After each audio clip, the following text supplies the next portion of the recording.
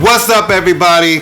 It's ImmaLetYouFinish, show number 229 on the Pantheon Podcast Network, Pantheon Media Network. Really? Come on, man.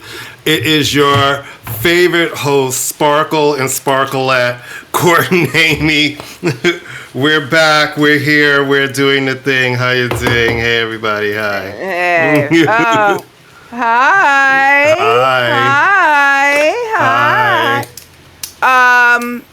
I'm good. How are you? I'm good, I think. Yeah, I mean, other than the end of the world, I'm fine. Well, okay, so, I love watching the Kennedy Center honors. Yeah, me too. I watch it every year, yeah. I watch it every year. And this year, we don't have to watch it. Guess what? Oh, God. We don't have to watch it because Donald Trump, that arbiter of taste, he has made himself the head of the... he's fired all the people who, ran the Kennedy Center, which has always been a fairly nonpartisan place. But now... he is not only going to be... Fun fact, it's not a political organization. That's what I said. Yeah, it's an arts organization. It's an arts organization. Yeah, it's never been political. You're mad at them? It's not our fault that Democrats tend to be more interesting than Republicans when it comes to culture. Anyway, this year he has selected the honorees, and it's as horrific as you thought it might be. So let's start with, one person I can't be mad at because they are a worthy musician and they are very talented, is George Strait. I cannot be mad. George Strait he's not my kind of country music, but no, I shouldn't say that. He's good. I mean, George Strait is good. He's a legend in country music. No, I mean, yeah, I don't listen to him, but he's legitimate. And then it goes downhill from there. All right, Sylvester Stallone. Now, one could make the argument that Sylvester Stallone is he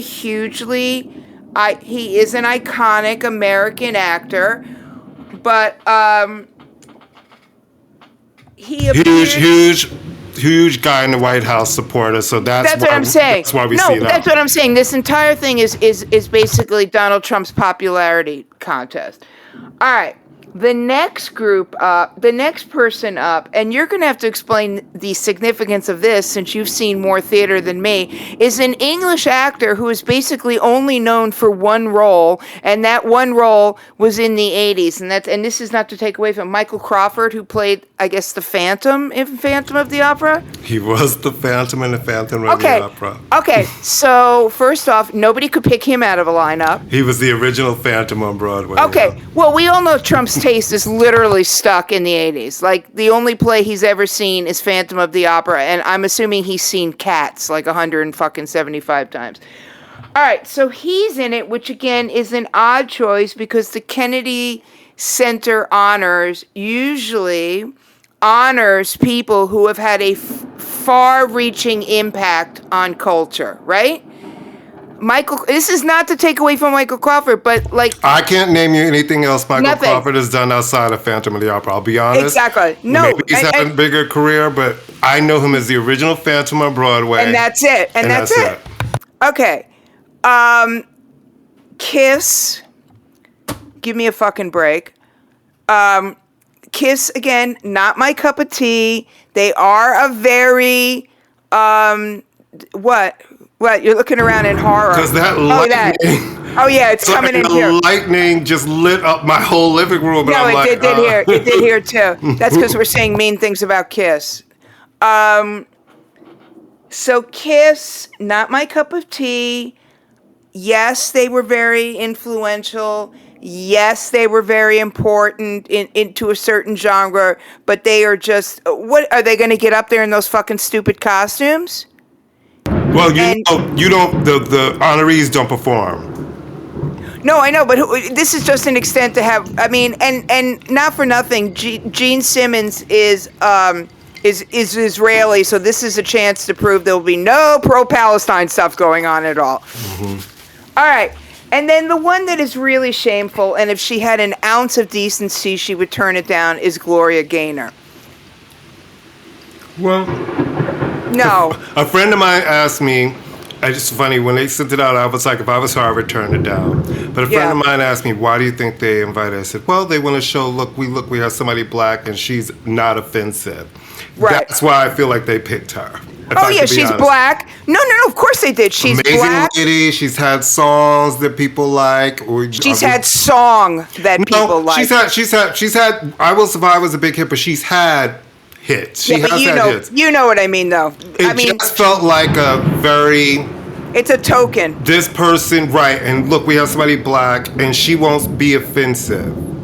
Well, we have somebody black, we have somebody nostalgic, we have somebody, see gays, you can't say we don't like the gays, because we have a woman who made her career singing a gay icon. So... if she had an ounce of decency in her, she would turn it down because to prostrate herself in front of a man who is destroying black people, gay people, women, let's go down the list. But I feel bad like putting it on her like that because the truth of the matter is getting a Kennedy Center honor is an honor and it's fucked. Is it? It is an honor. But it's fucked up that this is who it's coming from. You know what I mean? And so it's like, you've been around for a long time, you're doing this, you're getting this thing that is seen as prestigious. This man is doing this thing with it. Now you're in this really weird position, right? I'm going to say something really, really horrible. And I think it's a thing. First off, I don't think it is prestigious anymore. I think he has reduced it to a joke. By the fact that he's going to host it, he's reduced it to a joke. So the fact that it's going to be on CBS. Sorry, is he hosting it? Yes. And Courtney has just choked on his pizza and is now dead. Yes. That's the whole thing. He's not only is he hosting it, Courtney, there is a bill currently in Congress to rename the place the Trump Center. Oh, no, sweetie. That was in the big, beautiful bill. That was in the bill that has passed into law. And they want to name, like, one of the opera houses after Melania. Because she's so known for her love of the arts and the things that she's done in the arts, you know. So... it's going to be on CBS, which big surprise is now Paramount, which big surprise has just fired anybody that might offend him. So it's going to be, it was an honor last year. And okay, so here's the thing I'm going to say that might sound really mean. No one ever thought of including her before. Now she's being included because who else could they get? What other black singer would do it? Even Chrisette Michele wouldn't do this at this point. And she's not big enough, obviously. So, anyway, I think it's going to be a nightmare. I don't even think it's going to be a hate watch. You know, you're going to get fucking Kid Rock up there. And it's just going to be it's embarrassing because it is a great show. And he's already bragging about how they're going to do it so cheaply. It's going to be done cheaply, and it's going to be done fast, and it'll be... What? Yeah. We're going to do it really economically efficiently. They'll probably just, hand out awards, and then... anyway. So that's really sad, because he's one more thing that we like. He's taken away one more thing that we enjoy. So anyway, screw him. All right. Taylor Swift record. So she has a record coming out. What do you think? Okay, now here's the thing. You know me. I'm bad with time. I'm the person who orders something from Amazon, then starts tracking it 30 minutes later. Like, where is it? I said to a friend of mine, I was like, well, it's been like a year. He's like, it's been 7 months. I was like, it's only been 7 months since Tortured Poets and all that? He's like, yeah, it hasn't been a year. Wow, I thought it was like a year too. I thought it was a year. I guess because she's just been in our face so much. Anytime she's been quiet for a stretch that's over 2 months, it seems like a year. Well, you know what's really funny, and maybe I have to credit Rob Sheffield, our friend Rob Sheffield, in his book, but I have been going back and listening.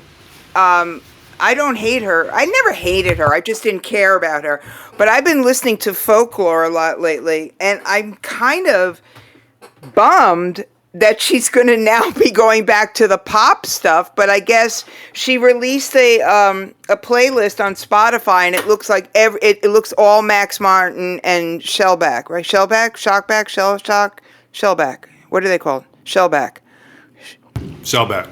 Right. So it's all them.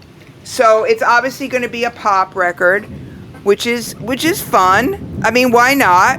She might as well do it now because you know the critics in 2 years they'll say she's too old to be doing that. Right. So it's called Story of a Showgirl, Adventures of a Showgirl. The Life of a Showgirl. The Life of a Showgirl, which is, I hope, as long as it's not a concept record, I'm there for it. And she just, right now while we're on taping this podcast. The cover. She's on, they've released her boyfriend Travis's new episode of his podcast with his brother New Heights. Susie, the cover has been revealed. Listen, what I will say about Taylor is, it's really good for the industry because if you think about it, there have been no superstar releases. Nothing has really come and done the thing. She will come in fourth quarter and bring it home for Republic. She will have worldwide sales, worldwide streaming numbers. She brings that thing. And you can see the way, I've said this to you a million times, and I believe it.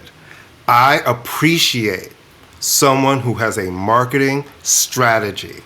And all of these brands on Twitter have been changing their profiles to match like the orange and playing around with it. Yeah. It's like, make people know you're coming, have a strategy, have some marketing behind it. She's a smart lady, even if you don't like her. And I tell people, she's very smart. If you don't like her, you got to give it to her. She's very smart on how to work her shit. No, she's very smart, and she has never pissed anybody off. And look, I mean, we've talked about the Clips record a lot, but it's how often do you see people praise in the same sentence the marketing plan and the record at the same time? Right. Because I think people appreciate seeing people put some effort into something. Absolutely. Because you create this art, and now with streaming, it's kind of like you create this art, then you throw up on these DSPs, and it's like, okay, do your thing. And it's really, like, I don't really care when you listen to it or how you listen to it. Like, do your thing. Just listen to it, And so I still hate that you can pick apart albums and just take the tracks that you like. It's like when people make an album, it's a body of work. I always tell my students this. I said, you have to understand that an album, no artist who's really an artist or a musician goes into the studio to record a bunch of singles. They go in to record an album. And the fact that you guys aren't listening to albums, that you're picking and this is the legacy of Apple Music and whatever they used to call. What did they call Apple Music before? iTunes. iTunes. That's it. You don't have to pick, you can pick and choose. You can have a bespoke album. So, look, we're both on the same page about Taylor. We're not massive fans. We think she's a good songwriter. We don't think she's an amazing singer. But yes, I think that she never puts out something unless she knows she's going to hit it out of the park. This is not a woman who drops a record for the sake of drop. She doesn't have to do anything. You know what I mean? She is the white Rihanna. She never has to put out another record again, and she'll be fine. So I am, it'll be great. And if she tours, God help us, the world will, it'll be the biggest tour ever in the history of ever, So I'm not mad. I'm not mad at anybody. I'm not mad at anybody. I like anybody. anything that's going to help the industry keep going and sustain. And a Taylor Swift record will absolutely come in and be gangbusters. Well, and speaking of, and, it's, oh, and, if sorry. it's a pop record, like we Yeah. all suspect that it is. Oh, I think it definitely is. I Yeah, mean, I think it's I definitely mean, pop. First of all, yeah. Showgirl, the title, her making a Spotify playlist that's all Max Martin. It's all Her Max big Martin. pop hits were all Max Martin. Yeah. Did I ever tell you I met Max Martin a million years ago? No. Oh, yeah. So I was in Sweden. I was in Stockholm in 1999 to do a story for Vibe, which was destroyed by the editorial staff, but that's a whole other story. And I went there. The idea of the story was that Stockholm was the center of the new R&B because all of those guys, so I talked to every possible Cherry member of the Cherry family. I talked to Steven Simmons. Remember Steven Simmons? Remember him for a hot minute? And I talked to Christian Falk. Oh, wow, okay. Yeah, you know, he is now deceased. And I talked to Robin, and I talked to her label people. And obviously, the person I wanted to talk to was Max Martin. And we were out at a restaurant one night, myself and Alex Strail, who was Robin's manager at the time. He was a great guy, used to work at Def Jam. And we're out at a restaurant, and Max Martin's right there. And this is when he had long hair. And Alex was like, "Hey, Max." And I'm like, "Hi, you know, I'm doing this piece." And he was lovely. He goes, "Not now, but maybe the next time I'll talk to you." And I was like, "Oh, thanks, Max." But, yeah, so yes, it's definitely going to be a pop album. Well, anyway, so taking out shows, you know, we haven't spoken a lot about the Oasis tour, but it's still going. My friend, my old work colleague Lisa Rowe, who used to work at Epic, so she worked those Oasis records. And she's the one who always loved and used to play in the office. She flew to Manchester with a bunch of the Epic, her old Epic colleagues to see the show. And she was like, "It's the best shit." And she was like, "I'll see you when I come to New York," because she's coming to New York for the New York shows. No, I've heard that these shows are, again, whatever you want to think about Oasis fans, and they do look like a bunch of dumbasses, whatever. There's a lot of bucket hats and whatever. These shows look fucking great. They sound great. The fact that Liam is wearing a jacket in 95-degree weather, you gotta love that. They are smiling at each other. They seem to be enjoying being on stage with each other. The set list is very much the songs they know people want to hear. They're Listen, not pulling. you can't be Oasis and come back now and be like, "We're gonna play the songs you don't want to hear." Well, they're only doing the first 3 albums. They're not doing the whole catalog, which is smart. They'll Yeah. do the things that people know they want to hear. Well, like I said, so it's very, there is something really exciting about seeing a great rock show. And there is something really exciting, these clips now that are coming from the Bad Bunny shows in Puerto Rico. Friends of mine saw that, and she said she feels like being a deadhead now and following him from these clips look like the entire country of Puerto Rico was there, number one.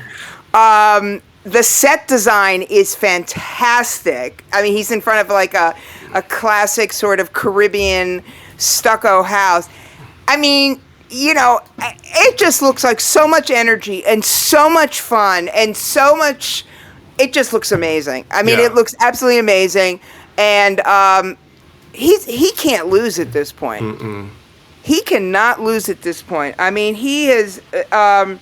So yeah, it's just fun to see people, to see live music doing what live music's supposed to do. Absolutely. Listen, like, give it up for Beyonce, right? Like, she ends this tour.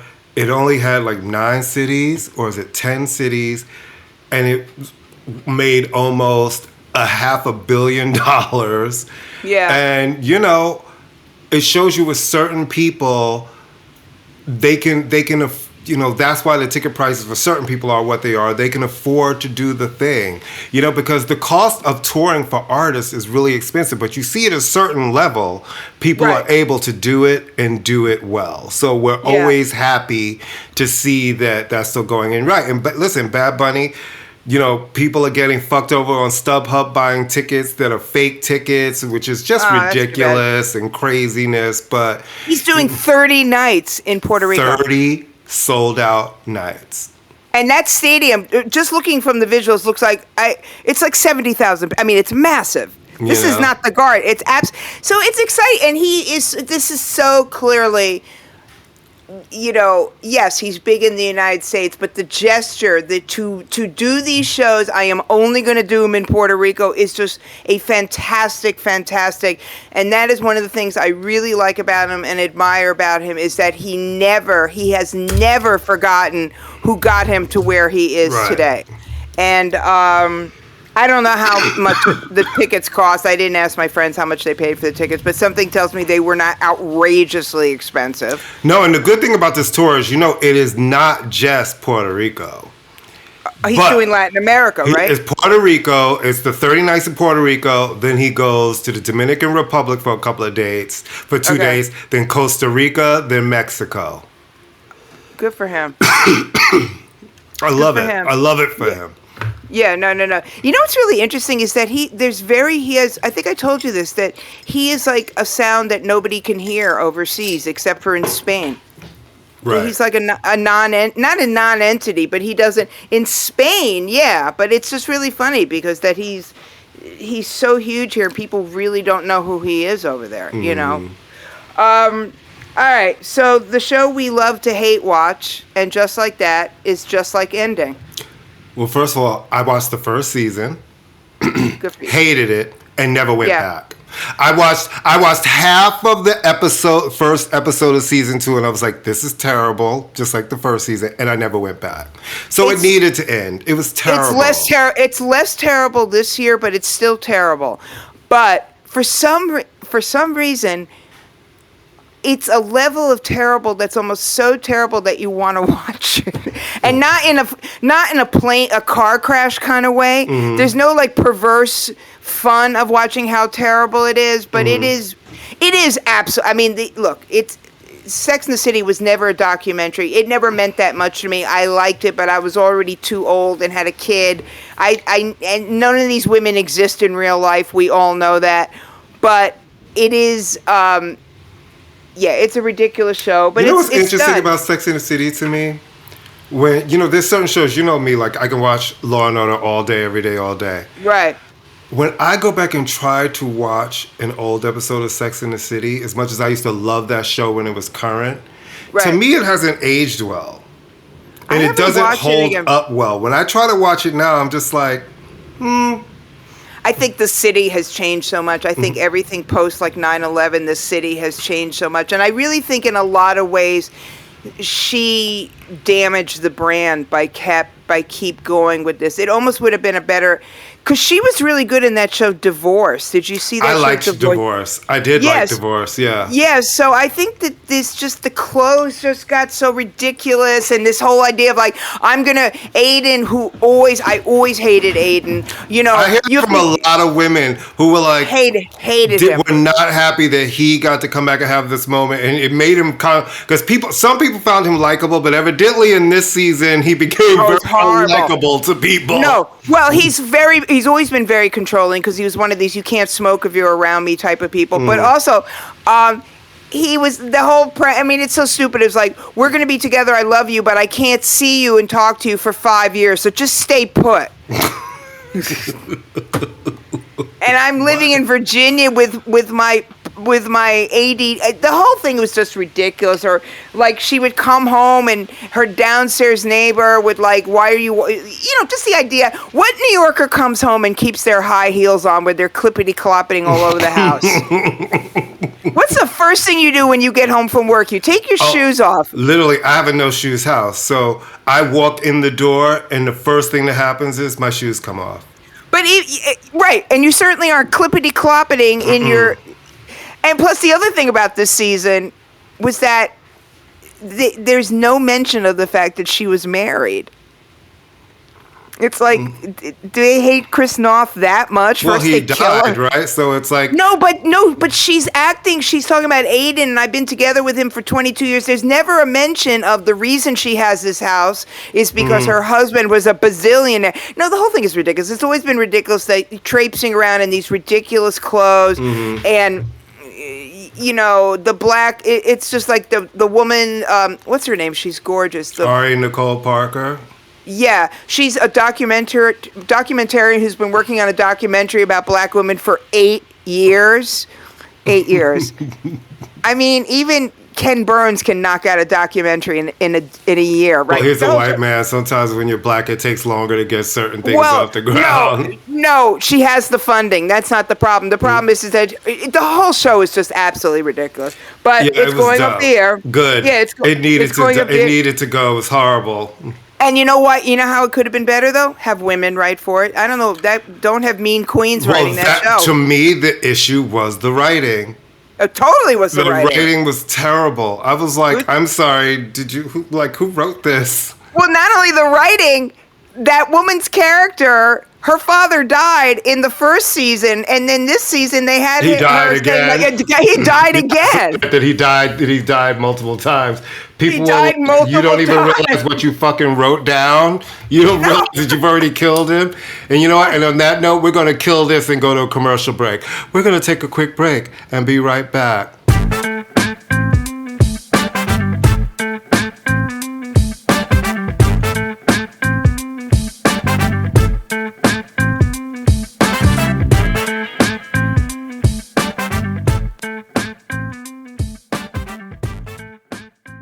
And we're back.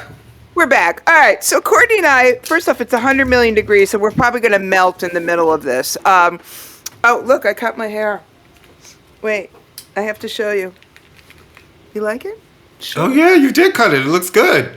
I know. I only wanted like 4 inches cut off. My friend cut me, and then he goes, "Oh, I cut a lot more than I want." I said, "That's okay." Yeah. All right. So, Courtney and I, obviously, we talk about lots of things, but we are fundamentally music folks. And we have been, every once in a while, obviously people listen to the hot new record that's out right now, or we go back and listen to albums, from the past that, we get on these weird jags of people we're listening to. But we've been talking for a while that we want to talk about records that we love, that were sort of surprised, or at least in my mind, did not become bigger. Not that sales matters, but that, a little surprised because they just seem records that we keep going back to. So I'll let you start first. I have 3. We each have 3. So why don't you talk about the first record you were thinking about? Mine is Patti Austin's debut album called End of a Rainbow. It came out in 1976 on the CTI label. And Patti Austin is a Harlem-based, born in Harlem singer who I believe is she related to Quincy Jones? Is she like his she's like goddaughter or I don't niece think that something? I don't think she's blood related, but I think it's close enough, And it's just, I don't think people talk about Patti Austin enough and really understand that she sang every kind of music, you know what I mean? She's pop, she's R&B, she's giving us dance moments. But her debut album, End of the Rainbow, like Give It Time and What's at the End of the Rainbow and Sweet Sadie the Savior and You Don't Have to Say You're Sorry. It's just a master class in vocals. And, again, one of the people who I'm going to talk about on my next album, Gwen Guthrie sang the backing vocals, was a backing vocalist on this album. And, just amazing, amazing body of work that I wish people would go back and take a listen to and live with and get into her glorious, glorious voice. All right. First record I'm going to talk about is a record that I was obsessed with, that I played nonstop when it came out. I interviewed him at the time. This was a moment in the early 90s. This record came out in 1992 where there were a lot of eyes on black British pop R&B guys in a lot of ways because of the success of Seal. Suddenly it seemed like every label had like a black guy with dreads but who was doing like, post Roachford stuff. So it's Jeffrey Williams, the record Bear. And he still records, and for the life of me, he was on a major label, he was on Atlantic Records. For the life of me, I cannot understand why this record wasn't bigger, because every song is catchy. He's a great singer. He's a great songwriter. It's brilliant. It's perfectly produced. And my only feeling, he just wasn't like a particularly great looking guy. And Right. I'm thinking that, not that he was ugly, but he wasn't hot. And I'm thinking that maybe, I don't know what it was, because Atlantic was pumping a lot of money into him, but it's a great record. You know, it's not a love thing, and I'll Get Over You. I mean, I listened to this record nonstop. I listen to it to this day, and there's not a bad song on it. I mean, there's absolutely not a bad song on it. So for the life of me, I cannot figure out. I mean, there's so many records. We could sit there and go, why isn't this bigger? Why is that big? You know, but this record seemed to have everything going for it. But, you know, and sometimes you're like, is it the label? Are they trying to work it black? And we know what that means in terms of, instead of like, just fucking put the record out, you know? If in a certain era, if you were black, they just wouldn't. It's almost like they couldn't consider you anything else, Right? And like, you know, essentially, so it's like it was like almost the way you could with Terrence Trent D'Arby, right? How they tried to do, or even Macy Gray. Like the problem with that they did with Macy Gray was they ignored black radio. They thought, well, this first record isn't black. Then when the second record came and it was more urban, we'll just go there. And black radio was like, you ignored us with this artist. You went straight to pop. You didn't even give us a chance to tell you whether we like it or play it or not. Well, I think with also America still has a hard, you know, black music in England is very different from what black music is in the United States in many ways. I mean, you know, when Craig David for the life of him could not break in this country because he had a sensibility that literally didn't translate, and the videos were like, you know, I mean, I remember getting called from the label when Craig David was on Warner's, and they were kind of picking my brain, like, well, what do you think we could do to kind of, it was hilarious, like, what do you think you could do to, like, kind of help him break through to a black audience? I said, well, he keeps talking about his white mother, and there are only white girls in the videos, and that doesn't play in the United States. In England, I don't know, I'm not black, obviously, but but anyway, just Jeffrey Williams' record, it's just fantastic. It's great. It's great, great, great, great, great. And I don't get it, but what do I know? Anyway, that's my first one. Well, my second one, to me, they're not some underground group, but I don't think we talk about them enough outside of certain records. And it's Ohio Players. Oh, and their album, Angel, to me, I love that album. It is so good. And it came, you know, it was literally right after their period of having, you know, when they start with like Fire in 1974 and Honey in 1975 and then Contradiction in 1976 and the greatest hits, then you get Angel in 77, and it's a really great album and it's strong music, and you know, I think the critics were okay on it. But I think they're one of those groups that just people don't talk about enough when it comes to Ohio Players. Their music, you know, that they get brought up amazing. A lot in terms of the Rock and Roll Hall of Fame. There's always like the funk. There's a not a big representation of funk music. I think there's a very minuscule representation of there's funk. only one. There's only two groups I can think of that would be considered funk in the Ohio in Hall of Fame: Earth, Wind, and Fire, and even they kind of, sort of, and then Parliament, obviously. Yeah. You know. Okay, my second record is the Banderas, Ripe. Do you remember that record? Do you remember I do. that? 1991. I love that record. I don't even know how to describe it. They were two women, a kind of a concept record in terms that they were. I also interviewed them. This is when I had a career and I was interviewing everybody. Just great. May This Be Your Last Sorrow. Just a really moody, great vocals. A beautiful, beautiful singer. I don't know the name. They were two women. It seemed like back then, and you know how there were certain labels. They were on like London Records, I think. Mm-hmm. And London Records, there were certain labels we were like, okay, this is going to be a good. I'm sure they were way more popular in England than they were here. In fact, I can bet you they were way more popular. You know who probably knows a lot about them is our pal Bill Coleman. He probably remixed half the fucking record. Bill will come in, he'll be like, "Oh yeah, because in that first album and Right. Yeah, I told him, you know what you need to do. But anyway, it's another record that stands up. It just absolutely stands up. Great songs, great singing will do you a world of good. So Bandera's Ripe, which came out in 1991. Next. Okay, my next one, I'm going to put three together because to me they kind of flow into the same energy.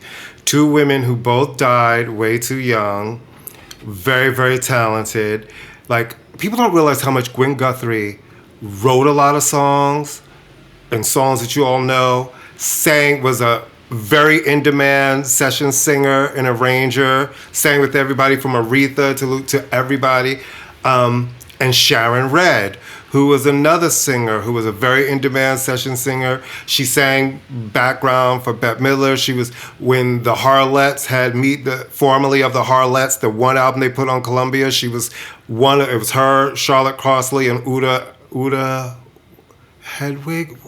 No, it is. It's not Hagen or something. I know exactly who you're talking about that. But Sharon's first two albums, her self-titled album with Can You Handle It, and her follow-up album that had Beat the Street, and Gwen Guthrie's debut album that had It Should Have Been You on it. Just fierce records.